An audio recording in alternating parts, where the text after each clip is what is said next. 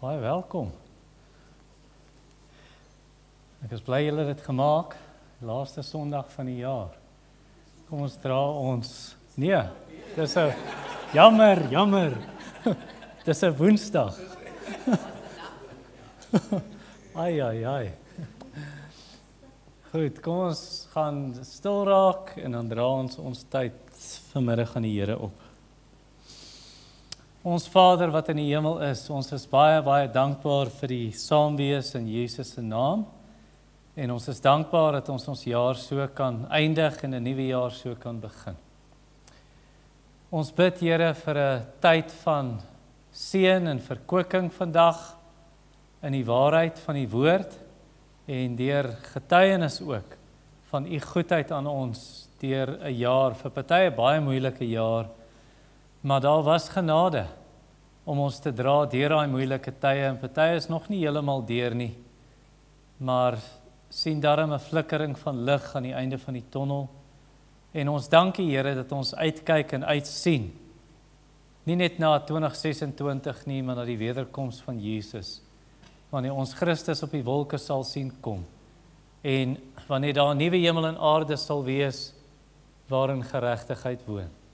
Ons bid dat U vanmiddag ook vir ons bemoedig en versterk onder U woord en deur die Gees wat in ons harte werk. En ons bid dit in die naam van Jesus ons Here. Amen. Nou voor ons gaan sing, gaan ek daar's net die tye, ek weet nie geweet daar's afkondigings vanmiddag nie. So, komende Sondag is dan nou net 'n oggenddiens vir die laaste keer en dan is ons nou terug na normaal van die 11de Januarie af. Oggenddienste 9:00, aanddienste 5:00. Goed, voor ons by ons tyd van sang uitkom, gaan ek vir Sharon geleentheid gee om net te getuig van wat die Here vir haar gedoen het. Ons gemeente weet nou dat sy vlak 4 kanker gediagnoseer is en dit was grondpad vir haar en Anthony hierdie jaar met groot operasie en tot op 'n punt wat Anthony vir my gesê het toe ek hom besoek die een Sondag by die hospitaal, dat Sharon nou besig is met scans en hulle het 24 uur en as hulle nie die probleem kan uitsorteer nie, kan hulle niks verder doen nie. En so, ons is baie dankbaar, hier sit Sharon en hier sit Anthony en die twee jong manne hierso, en eintlik nie meer so jong manne is nie. So ek wil net 'n paar, kan ek in Engels sê, disclaimers gee. So, wat die Here vir Sharon gedoen het, hy werk nie met elke individu dieselfde nie, met elkeen van sy kinders nie.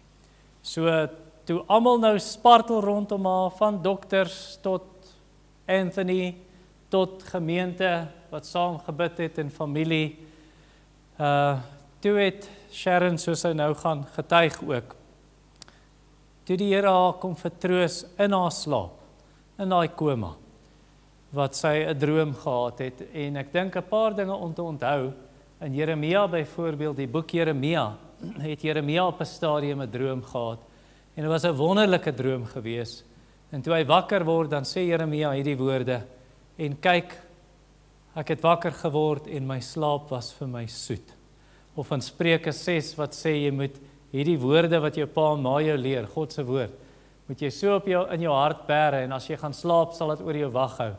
En as jy wakker word, dan sal God se woord met jou praat. Met ander woorde, jou eerste gedagte in die oggend.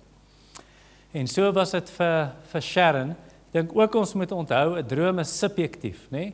So 'n droom is iets wat jy beleef, en jy droom partykeer snaakse goed, soos koeie, vetkoeie wat maarkoeie, of maarkoeie wat vetkoeie opeet. En dan bly hulle net so maar. Dit was ons Farao se droom gewees. So, daar's snaakse dinge wat in 'n droom gebeur, en ons onthou, dat die Here dit vir Sharon kom doen het. Hy het haar kom bemoedig. Dit beteken nie ons riglyn is drome nie, ons riglyn bly God se woord, dis die lig vir ons pad en die lamp vir ons voet, maar ons luister graag na hoe die Here vir Sharon kom bemoedig het. So, ek het vir haar gesê, sy moet dit uitskryf, as dit sy bietjie emosioneel is, maar ons luister graag Sharon. Hy's aan en jy moet hom nogal naby in jou mond hou. Uiteraard. Middag almal. Ek moet om verskoning vra, ek het nou in Engels voorberei vir Jeremy. En nou is hy nie hier nie. Ag nee, Jeremy. Maar in geval hy dan nou gaan luister, gaan ek dit nog steeds in Engels dan doen. Ekskuus my kind, kan ek vir so kyk? Anthony en myself, ons wil net hierdie geleentheid vat om vir julle baie uit ons hart uit, baie dankie te sê. Julle gebede, julle liefde het ons deur regtig ware moeilike tyd gedra. En ek kan getuig vir die krag van gebed. Jy weet, daar was tye gewees waar jy net lê en jy voel nie goed nie en jy het dalk seer en ag, jy verlang nou jou geliefdes. En dan iewes skielik is dit asof iemand jou net optel. En ek is seker, dis julle gebede. En die gebede van my geliefdes en almal. So baie dankie vir dit. Julle is baie dierbaar en ons is baie lief vir julle.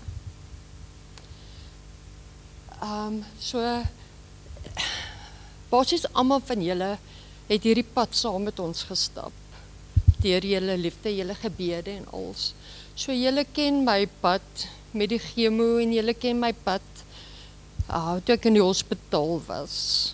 Maar iets spesiaals het met my gebeur toe ek in 'n koma gegaan het. En ek het eintlik nie eens geweet dat ek in die koma was nie. Maar ja, ek wil dit graag met julle deel. En soos Dominee sê, dit is my spesiale aanraking. Maar dis iets wat ek nie vir myself kan hou nie en dis iets wat die Here vir my gevra het om te deel. So ek wil net gehoorsaam wees aan sy woord en dan dit nou met julle deel. Ek is emosioneel as ek huil, sal my man Anthony oorneem. Nee, ek joke, hy het geweier. Hy het gesê ek mag dit glad nie sê nie. Maar ja. So I'm not sure when I went into a coma or how long I was in the coma when I met our Savior, Jesus Christ. He appeared to me as if it was just the most natural thing to do. Even though we walked together and we spoke to one another, I can't describe what he looks like. But what I can describe is how I felt in his presence. There's this overwhelming love that you feel. It's pure, you know it's honest, you know it's deep, you know it's emotional. It just feels like his love hugs you. It just covers every part of you. And there's a peace that comes with that love that is so difficult to explain. But the Lord spoke to me and he told me that he wants me to go on holiday with my 2 granddaughters, which we have planned from the 1st to the 5th of December in 2025. And after the holiday, he would like me to work or testify for him for a period of 2 years.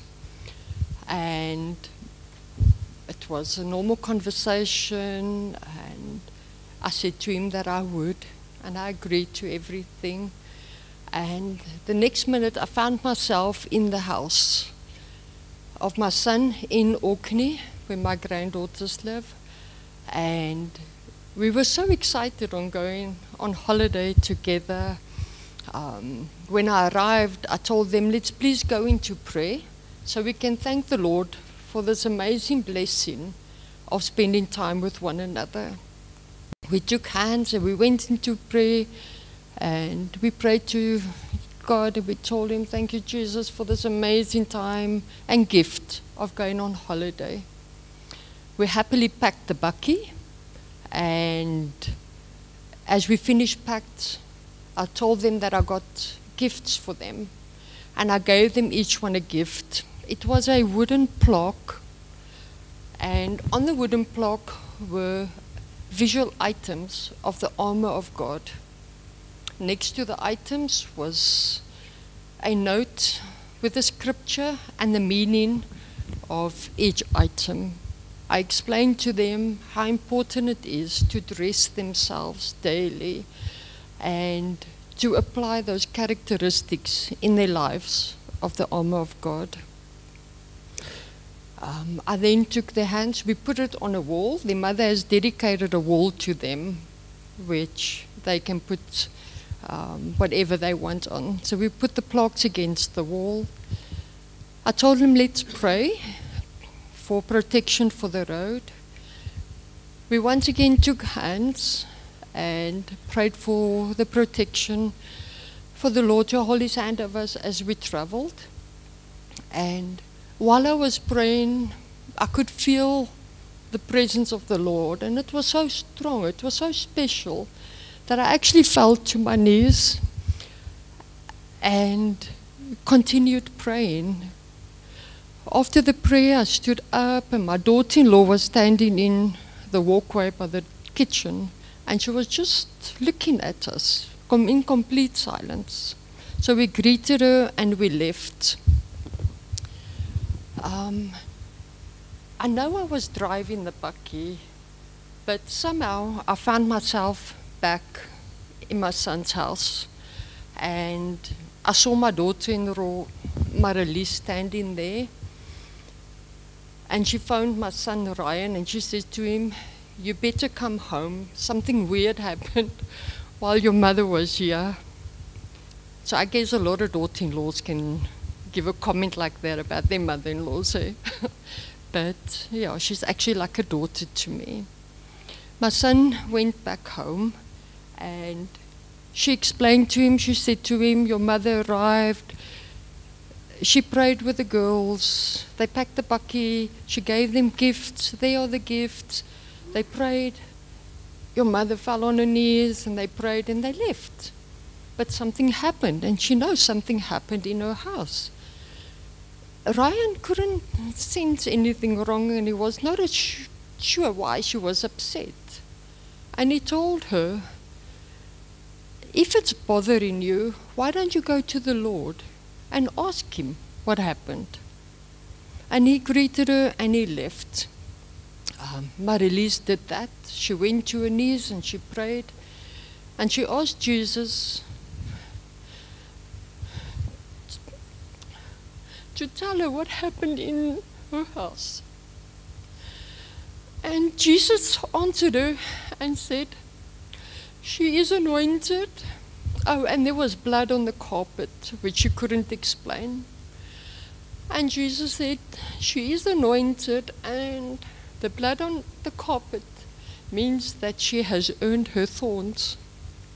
I'm not still sure what that means, but yes, that was quite special. And then I found myself back with my children on holiday, and we enjoyed a wonderful holiday together. The Lord then spoke to me again, and he said to me that he is going to anoint myself and my sister Kay. She should accompany me with most of my testimonial services that I'm going to attend. But we must be attentive to his ear. We should listen to his voice, as there will be churches and gatherings that we're going to attend that we're not allowed to lay hands on people, and that only the word of God is allowed to touch them and be their message and their voice and their touch. Other churches, we were allowed to lay hands on people and pray for them. But he would guide us, and he will let us know before each testimony on how we should approach the service. And then I found, and the main focus, he says, was his love. Jesus has so much love for us, and he wants everybody to know that his love is unconditional and available. It's a free gift to everyone, and he will never turn his back on anyone, and he wants all of us to enjoy the depth of that love of his. I then found myself at a church in Benoni, where my son Sean and Dean and I visited a couple of months before I went into theatre. Kay and myself was standing on the stage during the praise and worship opening. Afterwards, we gave our testimonies and we just gave the message of Jesus' love to everyone. There were people in the church that wanted prayer and they asked for prayer. And the pastor and the elders of the church and Kay and myself went in and we prayed with the people that requested it. The church service seemed to be going on forever, and it was so late when the service ended that Dean and Sean, myself, and Kay actually slept in the church that evening. After that, I found myself at a church in Klerksdorp. And the church seating was almost the same as ours, where it had a left, center, and the right pews. And they done their praise and worship opening, called Kay and myself to come and testify what the Lord has done for us and his love for us and his free invitation to each and every one of us. And as we were testifying, again there was requests from the crowd. But before the service, the Lord said we should listen very closely to his voice and use discernment on which people we are allowed to approach and which people we are not allowed to approach or lay hands on. And as the people requested prayer, Ryan and Marolise went to the left pew to pray with the people. My sister Kay went to the middle pew and I went to the right-hand side. The church leaders and the pastor assisted us with the prayers.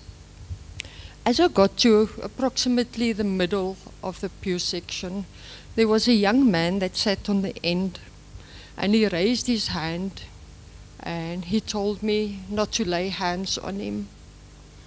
And I stopped, listening to the voice of the Lord. And he got off his seat and he went and he sat on the ground and he lifted both his hands in a gesture that I shouldn't get closer to him. He actually pulled out a weapon, and Anthony and the boys ran to come and help me. And I told them not to touch him because he's not a threat and that he won't harm me. I told the young man that I don't need to touch him. It's not me or the pastors or anyone that touches people, but it's actually Jesus himself that does that. And the only thing that he needs is, if the Lord wants to, through his grace, touch him and work with him. I asked him if I could pray for him, and he said yes. And we went in to pray for this young man, and Jesus touched him in such a beautiful, special way. He burst out in tears and he gave his heart to the Lord. I told him that he has actually committed a crime by pulling out a weapon and that there are consequences. And he said to me he understands and that he will pay the debt for his crime. And that's how that service ended. And then Kay and myself found ourselves in Paris, France. Anthony refuses to buy me that ticket. But yes, what a beautiful place it was. I can remember we were sitting at a round table on a walkway at a lovely cafe, discussing the gatherings and churches we were going to attend. And we were just filled with the love of God and the peace and the calmness that he brought in our lives. We found our grandchildren and gave them names of 2 streets in Paris and said to them, this is in the proximity where we are, go shopping and we'll buy you the gifts and bring it home to you.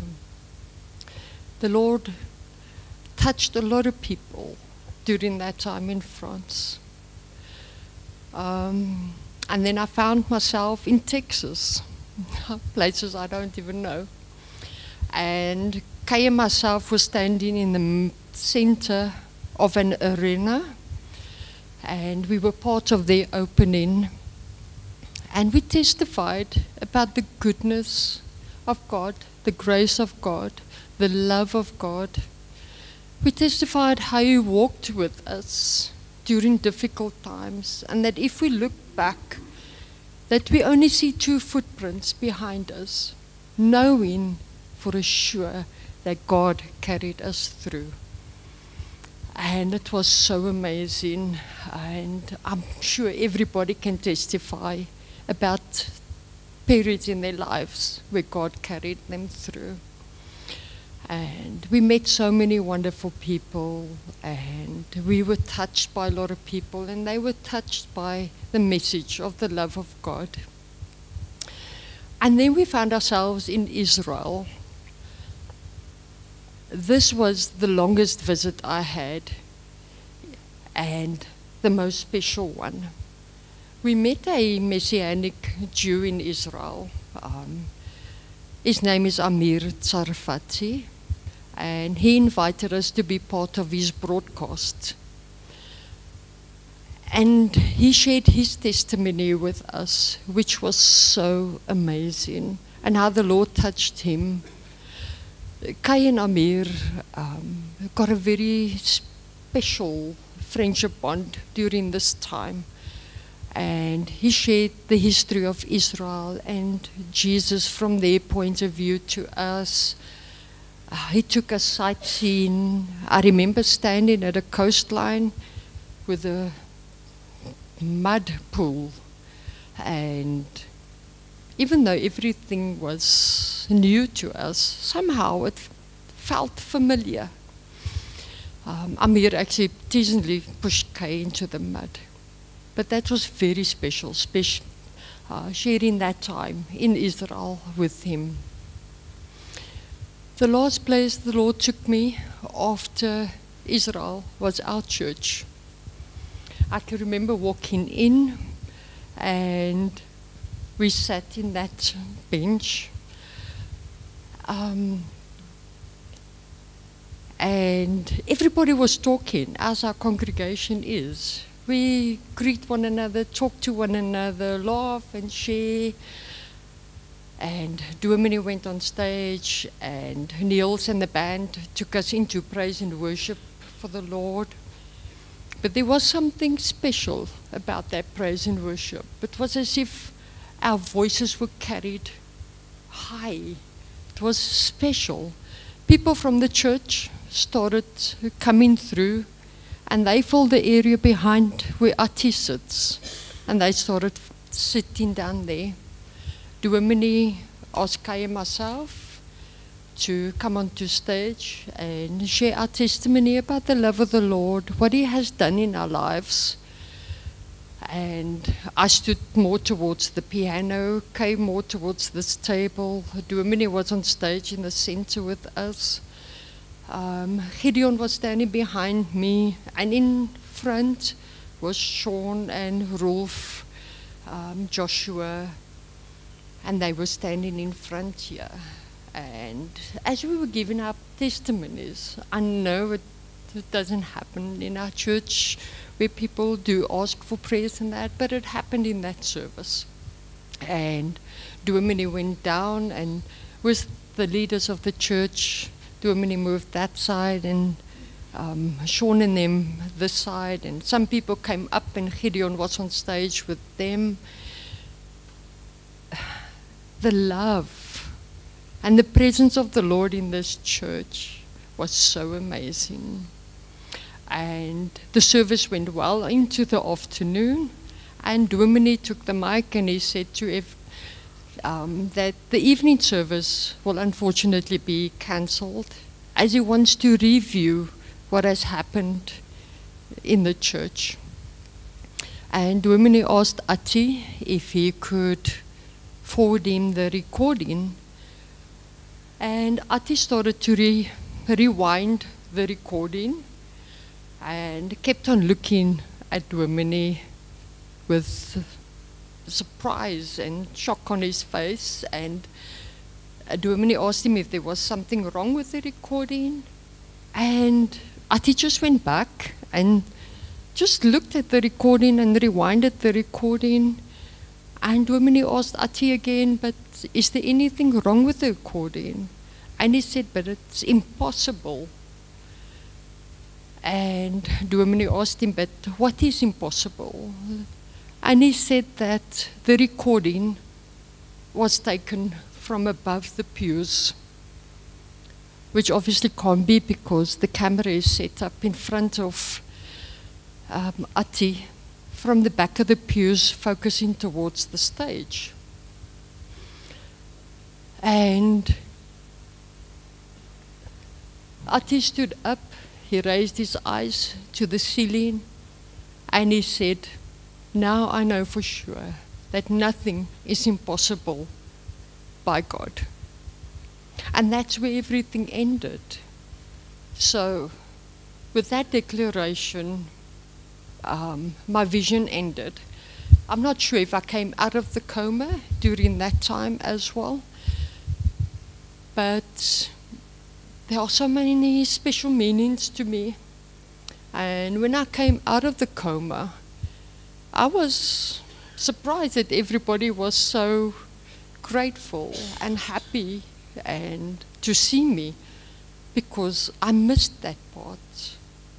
Anthony told me that my body was going through immense pain. I was in and out of surgery. Various tests were done, and honestly, I can't remember going through that pain, because the Lord took me out of it, and took me and spoiled me to share some time with Him. And as I said, the power of prayer, I can testify to that. And Anthony told me to say that your prayers have been heard. Their prayers have been heard. So I'm grateful, and I thank Jesus for saving me. Because the specialist doctor came to Anthony and said to him, it's not me or my team that saved her. We could do nothing more for her. So all honor, praise and glory to our Savior and our King. And I just wanted to share this with you. We love you dearly. Thank you. Dankie Sharon. Dit is 'n genade dat die Here jou bemoedig het so. Toe Sharon dit my deel, toe moes ek haar stop nou en dan. So, is dit nie nou regtig of is dit nou die droom? Maar ag, ons is dankbaar die Here het jou bemoedig. Is baie groot genade van die Here. En ek weet nie van iemand wat so baie in die kerk was in hulle droom soos jy nie. Maar dit was 'n groot genade en bemoediging. Dankie Niels en Maritjie, die musiekspan.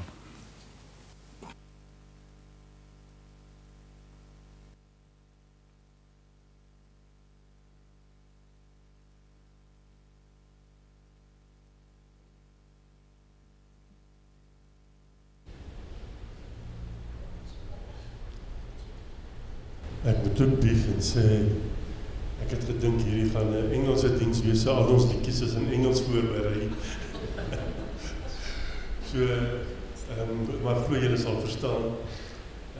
Staan saam asseblief saam met ons en ons eerste liedjie gaan ons 'n bietjie kyk na die jaar wat voorlê. Dis 'n gebed waar ons die Here vra om ons by te staan vir die jaar wat voorlê. En staan saam met ons en sing asseblief in Engels. Na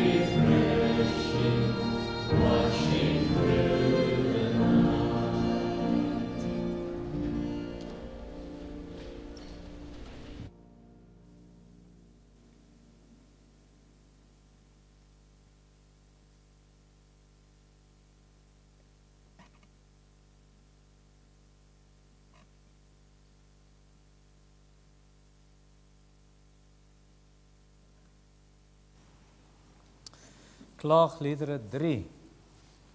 Is my klank aan? Goed. As jy Engelse Bybel het, Lamentations. So Klaagliedere hoofstuk 3. En die tema nuwe ontferminge vir 'n nuwe jaar. Nou ontferminge, groot Afrikaanse woord vir die van julle wat bietjie Engels is. Die Engels vertaal hom as mercies. New mercies for a new year. Nuwe ontferminge vir 'n nuwe jaar. Klaagliedere 3:23. Ek gaan net daai eerste deel van vers 23, ek gaan daarop fokus vanaand. Maar kom ons gaan eers na die Here in gebed. Here, wanneer ons dan nou kom met hierdie heel laaste saamkom vir 2025, wil ons vra dat U vir ons 'n hart gee om die woord te verstaan en ore gee wat dit kan hoor, nie net die klank nie, maar ore van ons harte en die oë van ons harte om te sien, om te verstaan, om te begryp, om vernuwe en verander te word. Dat ons nie 2025 sal eindig soos ons dit begin het nie. Dat ons nie by hierdie kerkgebou sal uitstap soos ons ingestap het nie. Maar dat daar nuwe hoop en vars hoop en genade vir ons sal wees wanneer ons uitkyk na 'n nuwe jaar. En ons bid dit in die naam van Jesus Christus. Amen. Jeremia, net om vir jou konteks te gee, Jeremia het vir 40 jaar gepreek. En jy kan nou jouself indink hoe Jeremia moes voel. Na 40 jaar luister niemand na hom. Ek meen, hulle hoor hom preek, maar hulle gaan nie ag slaan op wat hy sê. En die Here het van vooraf gesê, jy sal preek vir die volk, hulle gaan nie luister nie. In Esegiel, wat dieselfde tyd as Jeremia gepreek het, die Here het vir Esegiel gesê, hierdie mense se voorkoppe is so hard soos graniet, hulle harte is so hard soos diamant. Hulle gaan nie buig nie, hulle gaan nie verander nie. En jy kan maar net dink hoe, hy word mos eintlik maar genoem die treurende profeet, the weeping prophet, hoe baie hy gehuil het oor hierdie mense wat nie wil luister nie. Hy waarsku hulle, draai weg van julle afgode af, dien die Here, hulle wil nie luister nie.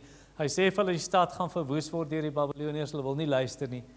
En uiteindelik kom koning Nebukadneser van Babylon, omsingel Jerusalem, verwoes die stad, maak 'n klomp mense dood, brand die tempel af en vat 'n klomp van die mense van Juda, van Jerusalem, neem hy as gevangenes Babylon toe. En dan skryf hy hierdie boek Klaagliedere. Nou daar's 'n bietjie debat daaroor, want dit sê nie eintlik in die boek dat Jeremia dit geskryf het nie. Maar in die Griekse vertaling van die Ou Testament, die heel eerste vers van hierdie boek sê van Jeremia. En dan ook ander Joodse antieke geskrifte wat sê dis Jeremia, en dit lyk maar baie soos die boek Jeremia ook. Maar dan kom hy in hoofstuk 3, en eintlik hierdie hele boek is net 'n treurlied, is 'n klaaglied. It's a lamentation. Hoe hy huil voor die Here en sê, kyk net hoe verwoes is hierdie stad, omdat die mense nie wil luister nie. En dan kom hy in hoofstuk 3 vers 17 en 18, dan sê hy, vrede is my ontneem. Ek het die goeie vergeet. It's asof hy sê, ek kan nie eens meer dink aan goeie goed nie. Ek het geen meer blydskap in my en vrede in my nie. Ek het dit vergeet. En dan in vers 18, ek het gesê, my toekoms en my hoop op die Here het verdwyn. Ek het geen meer hoop nie. Toe ek 'n student was, toe het iemand saam met my studeer, en na 'n jaar se studie saam, toe kry ek 'n oproep in die Desember vakansie. Ek weet nie of dit Desember was nie. Was dit dalk bietjie vroeër in die jaar. Toe kry ek 'n oproep van een van my dosente en sê, Adeline is dood vandag. Ek sê, wat?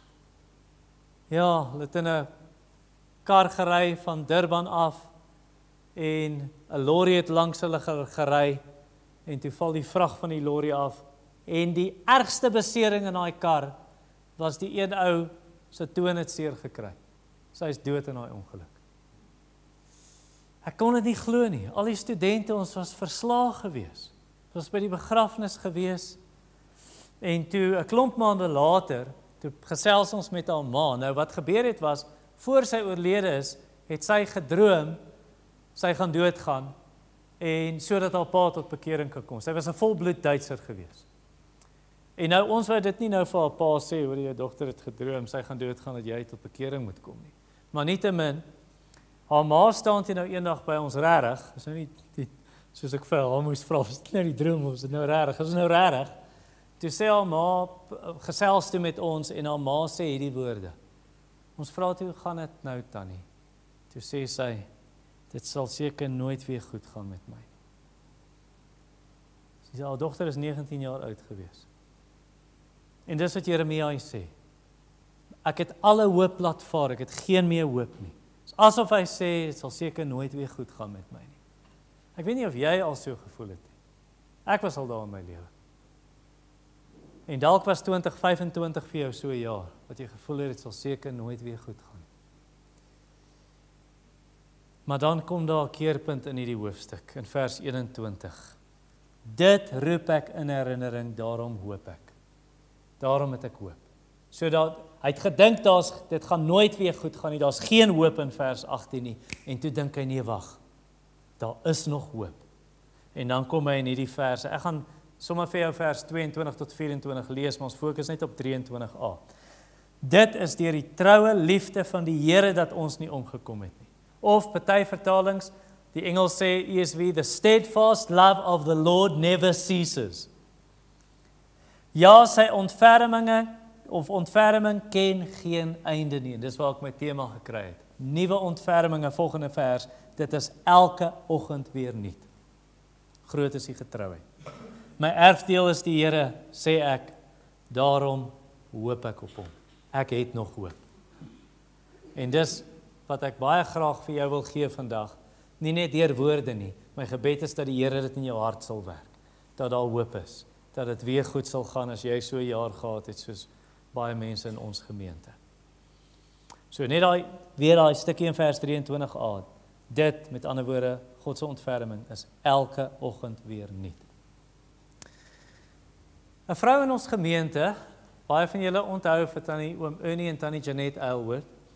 En tannie Janet het jare terug vir ons gesê, vir my en Deedrey, ja, as jy al jou kinders onder een kombers kan pas, dan is alles nog reg, dan het jy nie probleme nie.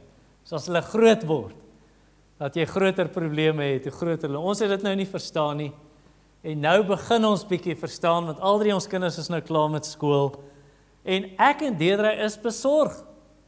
Ons is regtig besorg oor ons kinders wanneer hulle probleme by die werk het.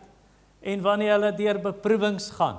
En wanneer daar sterk versoekings is in hulle lewe en oor hulle toekoms en oor die lewensmaats en met wie gaan hulle trou en hulle keuses wat hulle maak en net werk in die algemeen, allerlei goed, het ons hierdie besorgdheid wat ons dra. Nou ek preek vir die koor, want baie van julle se kinders is al lankal daar en is al getroud en julle het al kleinkinders, party het agterkleinkinders en julle verstaan dit. Hierdie bekommernisse. En so dis 'n gereelde, in my gebede en my stilte tyd is elke dag bid ek daarvoor. Ek weet, Deedrey bid ook so, en dan in die aande, voor ons gaan slaap, lees ons saam met die woord en ons bid saam. En ek het nie geweet nie, Deedrey het gister gesê, hierdie was eintlik, as hy nou terugkyk, 'n taai jaar in terme van ons kinders. Vir haar nou, en ek het gesê, ek het nie geweet jy dit so moeilik beleef nie, want dit is die eerste keer dat ons nou regtig alleen op vakansie gaan, behalwe laas jaar se sabbatical, en die kinders is nie saam nie, en ja, dit is moeilik vir my vrou wat hulle vir 9 maande gedra het elkeen, hulle groot gemaak het, hulle volle skoolloopbaan deurgesien het. Nou ja, dit als gesê, wil ek vir jou sê, dis hoe die Here oor sy kinders voel. Dis hoe die Here oor sy kinders voel. Want daai woord in vers 22 se einde, wanneer dit sê, sy ontferming ken geen einde nie, daai woord in die Hebreëus beteken nie net deernis en ontferming nie, dit beteken 'n tere liefde van 'n ma vir die kind in haar baarmoeder, die kind wat sy gedra het. As ek vir jou 'n voorbeeld kan gee, en is vir al ma's wat so voel, pa's kan ook hierdie ontferming voel, ek sal nou vir jou wys, maar eendag sit ek by 'n man en vrou, hulle seun het selfmoord gepleeg, en ek gaan na hulle huis toe, die man is my pa se ouderdom, hy is 75, maar dit is nou 'n paar jaar gelede, en ek sit by die man en vrou, en die ma sê vir my, die vrou sê vir my, ek kan dit nie vir jou beskryf nie, dit brand so hier binne, dit brand so hier binne, amper 'n fisieke pyn wat sy voel, 'n fisiese pyn, as gevolg van hierdie emosionele pyn. ander een, ek en Deidre het die naweek met 'n ma gepraat. Sy het 3 kinders aan die dood afgestaan. Een kind toe die kind 2 jaar oud was, dink ek. Een kind op, dink 37 jaar, 38 jarige ouderdom aan COVID in 2020 of 2021 en toe een kind in 2022 deur selfmoord. En sy het een kind oor.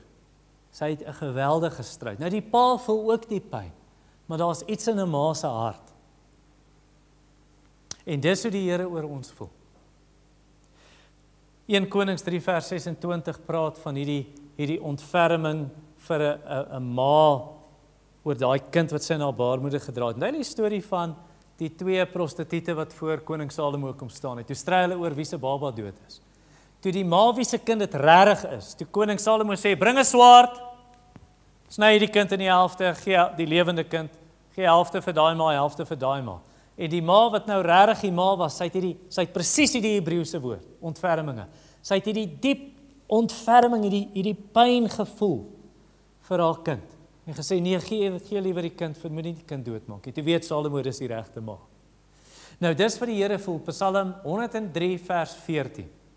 Soos 'n vader hom ontferm oor sy kinders, so paas kan ook hierdie ontferming hê. So ontferm die Here hom oor die wat hom vrees, oor die wat vir hom ontzag het.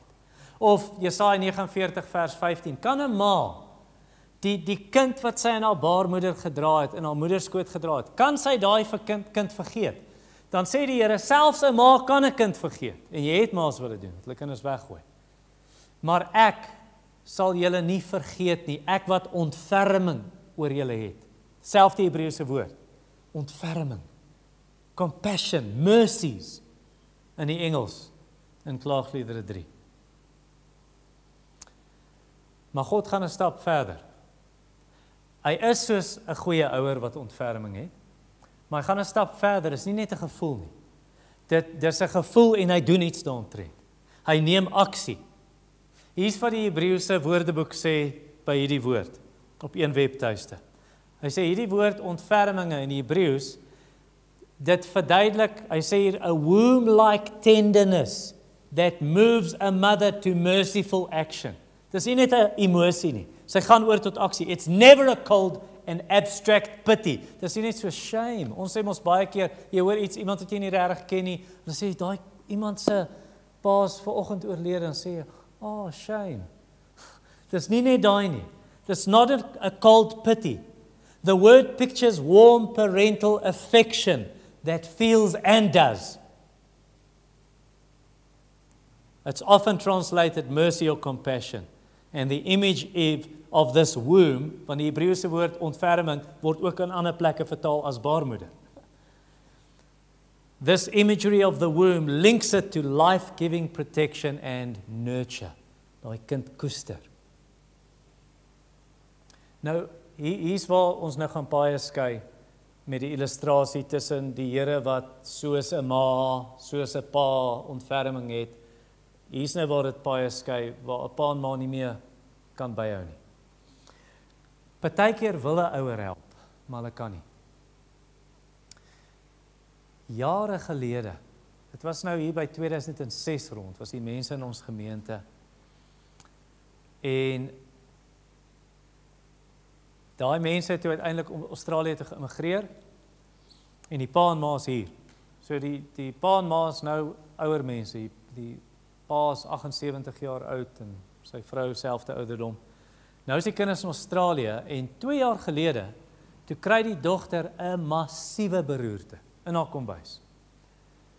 En ons kry boodskappe, bid asseblief hierdie vrou. En uiteindelik kom 'n boodskap deur, bid asseblief, die dokters moet 'n besluit neem, gaan hulle die masjiene afsit. Of die familie, jy weet mos nou, die man moet nou teken, kan hulle die masjiene afsit. Ja, en ons bid. Hoe dink jy daai pa en ma gevoel? En hulle sit in Suid-Afrika en sy is in Australië. Hulle kan nie vinnig genoeg visums kry nie. Die pa het in elk geval voorgeneem, hulle sal nooit weer kan gaan nie, want hy het trombose en die gevaar van bloedklonte en al daai tipe goed. Kan dink wat hulle gevoel, hulle wil iets doen, hulle voel hierdie tipe ontferming, maar hulle kan niks doen nie. Of jy's reg daar. Dis nie dat jy op 'n afstand is nie, jy is daar, maar jy kan nog steeds nie iets doen nie. Iemand wat saam met my op skool was, die vrou het breinkanker gekry, operasie gehad, 2,5 jaar gelede, groot effek op haar liggaam gehad, jy kan jy maar net indink al die behandeling, en nou soos dat ek praat, kanker is terug, sy is nou permanent bedleend, bly baie naby aan haar ouers. Haar ouers wil iets doen, hulle kan nie. Hulle voel die ontferming, dit is in hulle harte, maar hulle kan nie iets daaromtrent doen nie. En hier's nou waar ons die illustrasie moet skei van paas en maas in die Here, want die Here kan iets doen. Sien nie dat hy dit voel nie, sien nie dat hy wil nie, hy kan en hy beloof hy sal. Vers 22 se einde, sy ontferming ken geen einde nie, dis elke oggend weer nuut. Nou in die Hebreëus, die 2020 vertaling sê sy ontferming enkelvoud. Die Hebreëus sê dit as 'n meervoud. Ontferminge, die ESV sê his mercies, plural. Ek dink die ou vertaling, as jy 33-53 het, sê dit barmhartighede. Ek weet nie wie ou vertaling jy het nie, maar dit is meervoud, en dit is reg, dis hoe dit vertaal moet word. Daai meervoud beteken, dit is oorvloedig. Dit beteken, dis intensief, dis intens, hierdie ontferminge van die Here. En daarom moet ons die Here daagliks dank hiervoor, elke dag, en ek bedoel dit nie as 'n cliché nie, dis nie 'n geuite uitdrukking as ek sê, doen dit daagliks nie, ek bedoel dit prakties. Maak dit vir jou 'n voorneme in 2026, dat jy die Here elke dag as jy opstaan, gaan dank vir sy ontferminge. Gaan dank vir 'n nuwe dag, die son het weer opgekom. Gaan dank dat jy kon slaap.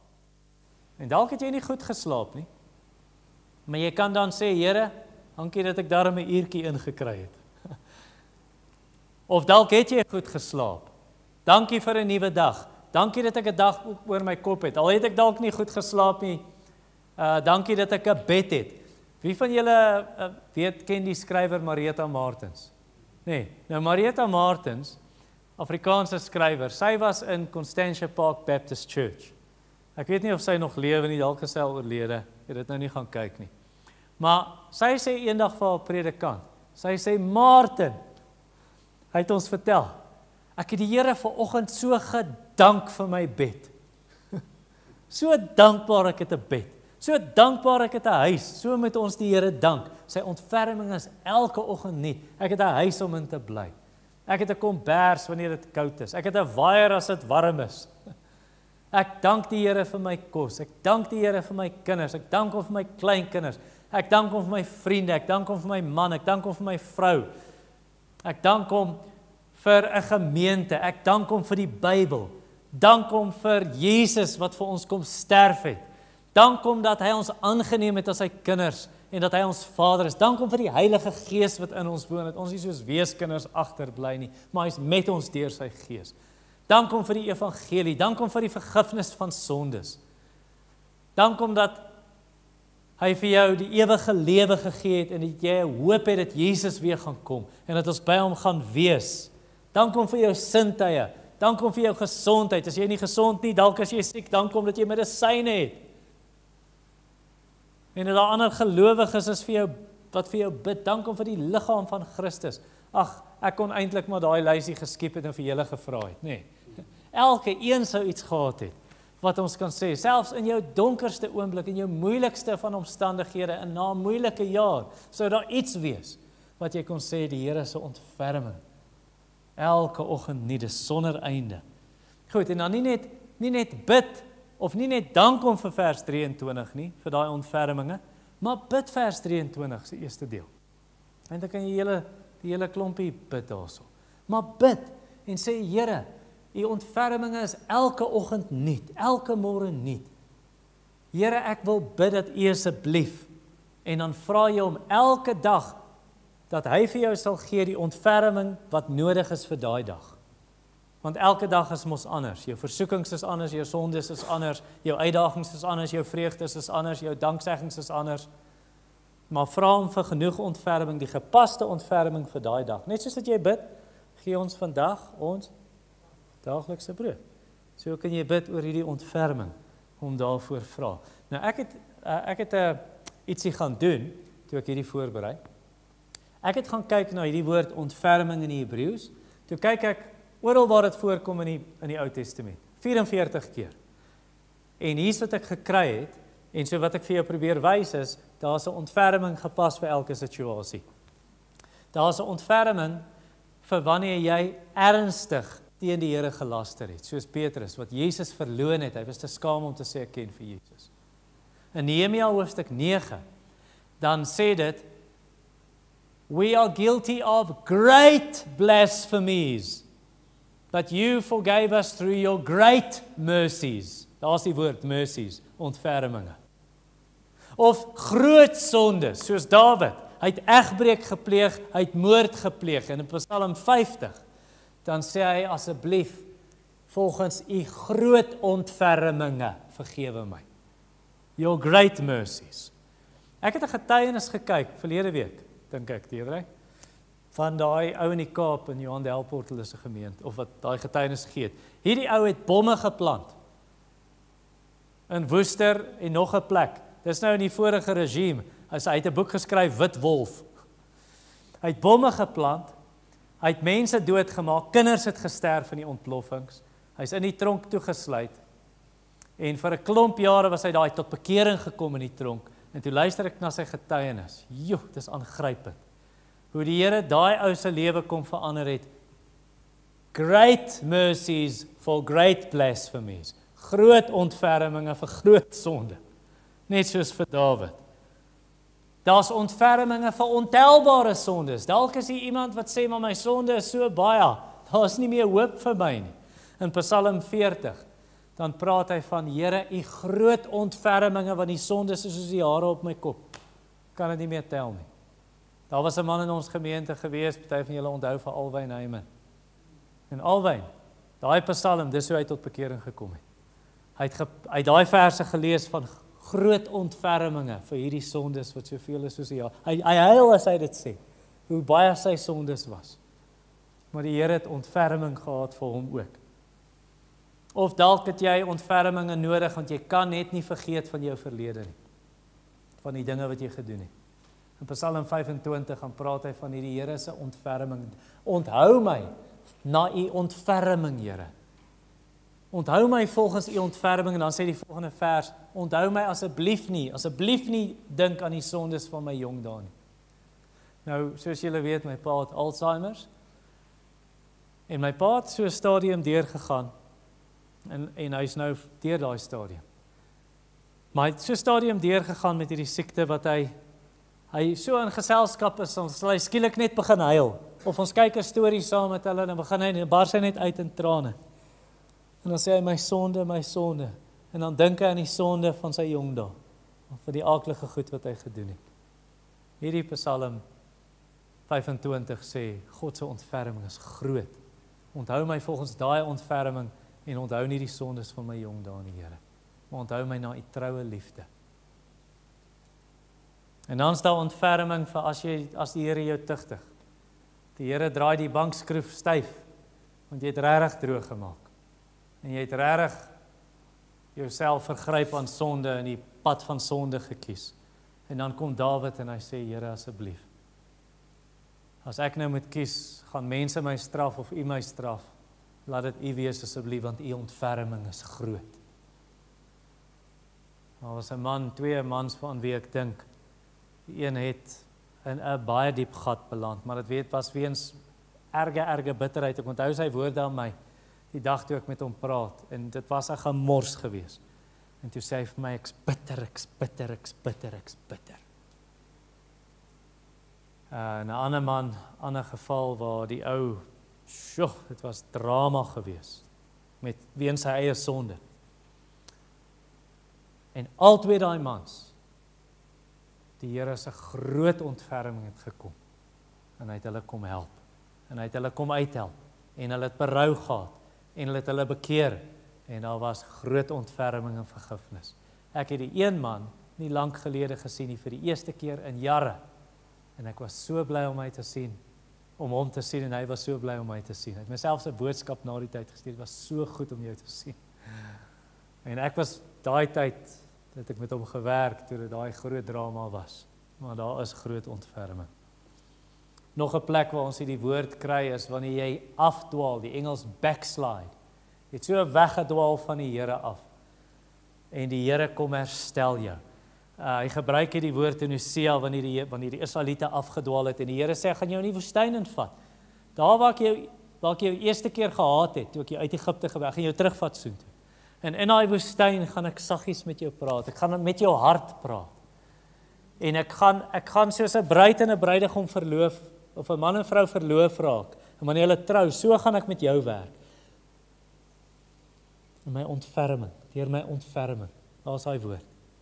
En dan sê hy later in Sagaria, hy sê, ek gaan Jerusalem herstel. Ek gaan weer ontferming hê oor Jerusalem. Nadat julle gebackslide het, sê hy. Ek gaan weer na julle toe kom, ontferming.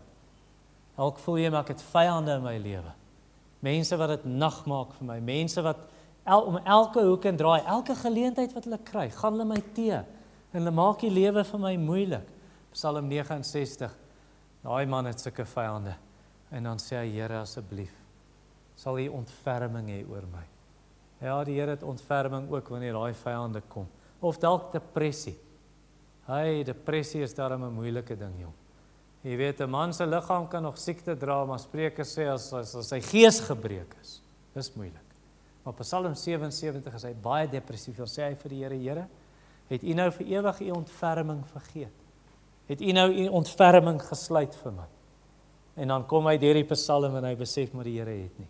Daar's ontferming, wanneer jy depressief is, of wanneer jy siek is, in Psalm 103, in vers 3 en 4, vers 3 sê hy, die Here vergewe al sy sondes en genees al sy siektes, en dan die volgende vers, hy kroon hom met goeie tierenheid en liefde. Daai woord goeie tierenheid, dis hierdie woord, ontferming, selfde Hebreëse woord.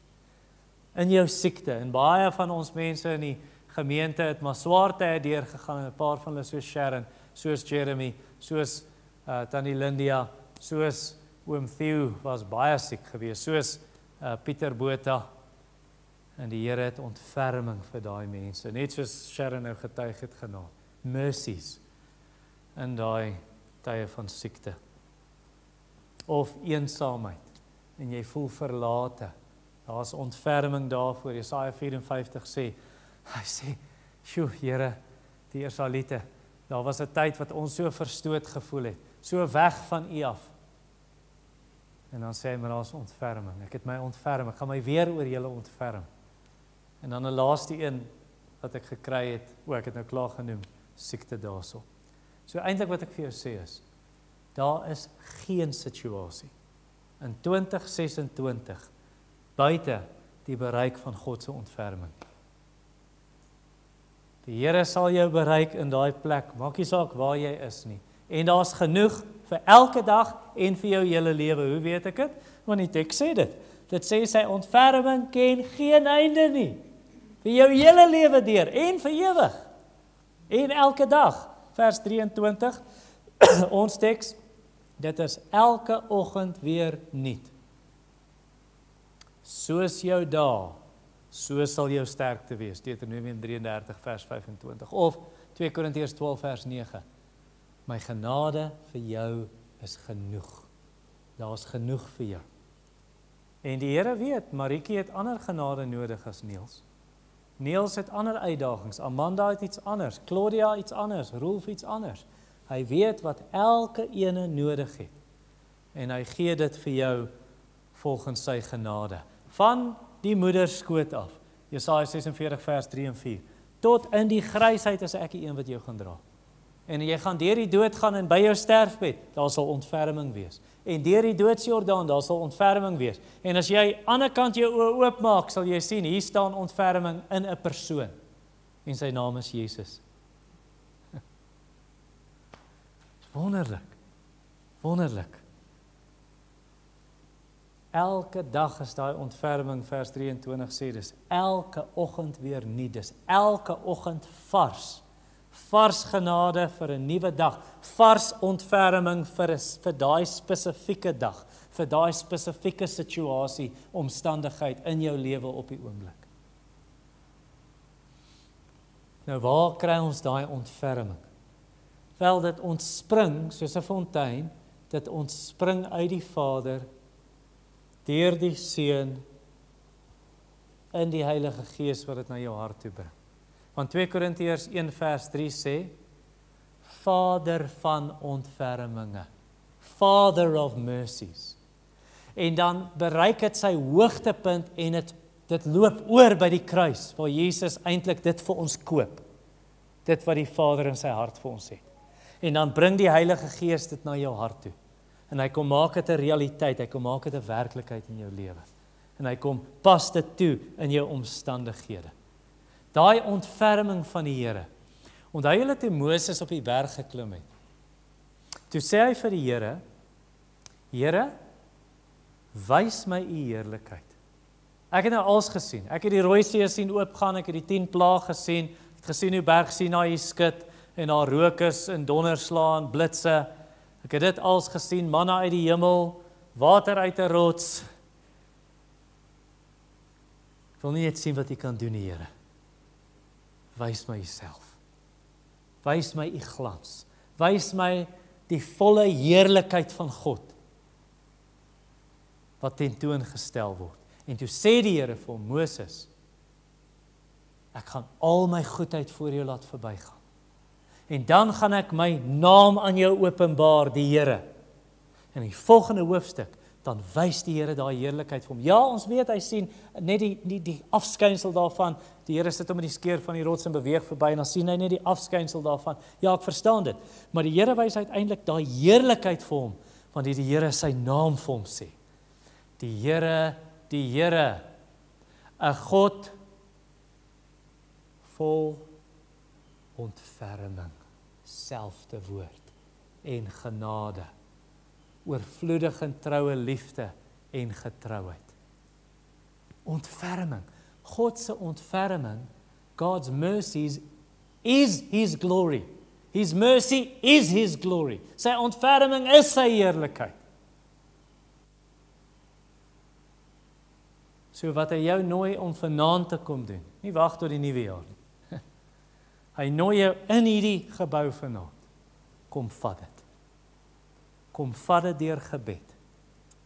Want daar's 'n troon van genade. Kom met vrymoedigheid na die troon van genade. Om ontferming te ontvang. Mercy, barmhartigheid en genade om op die regte tyd gehelp te word. Hoekom sal jy dit nie wil vat nie, as God dit gratis aanbied? En dis nie net vir daai ongelowige wat dit vir die eerste keer moet kom haal en tot bekering moet kom nie. Dis nie net vir die nuwe Christen nie. Dis vir jou wat vir jare al die Here dien en saam met hom stap. Kom vat dit weer, want dit is elke oggend net. Hoekom sal jy dit nie wil vat nie? Jy sien die persoon wat nie daai ontferming vat nie. Die persoon wat weier en sê ek wil dit nie hê nie, ek gaan dit nie vat nie, ek kies my sonde.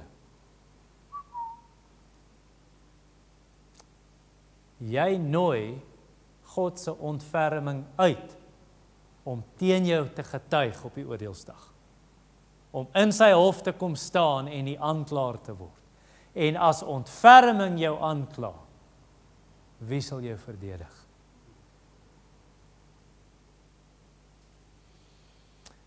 Vader, ek bid vir hierdie ontferming, selfs vanaand, en dan môreoggend, wanneer dit weer nuut is vir ons, en oormôre, en deur 2026, en tot dat Jesus weer kom, of ons sterf en hom ontmoet. Gee u ontferming, volgens die behoefte van elke een van u kinders vanaand. En vir die wat dit nog nie gesmaak het nie, en gesien het dat die Here goed is, nie bid ek, dat u hulle trek, dat hulle vanaand sal kom. O Here, u uitnodiging is vry, dit is oop, dit is gratis. Ek bid dat u 'n dors in hulle wek. En ek hoop hierdie boodskap was sout, wat hulle sal dors maak om te kom, en te kom drink van Christus en sy ontferminge. En ons bid dit in sy naam. Amen.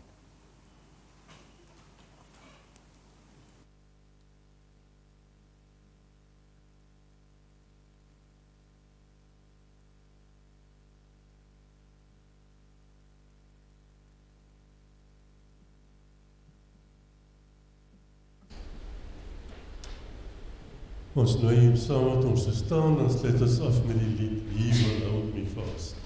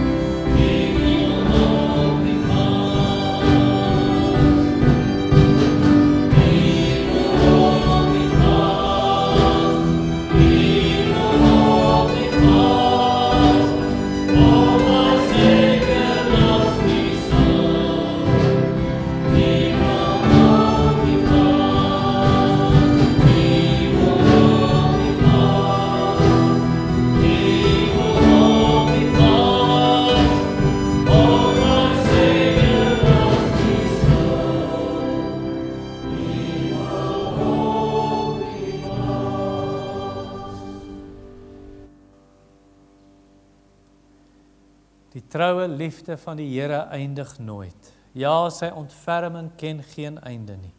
Dit is elke oggend weer nuut. Groot is u getrouheid. Die genade van ons Here Jesus Christus, die liefde van God en die gemeenskap van die Heilige Gees wees met julle almal. Amen.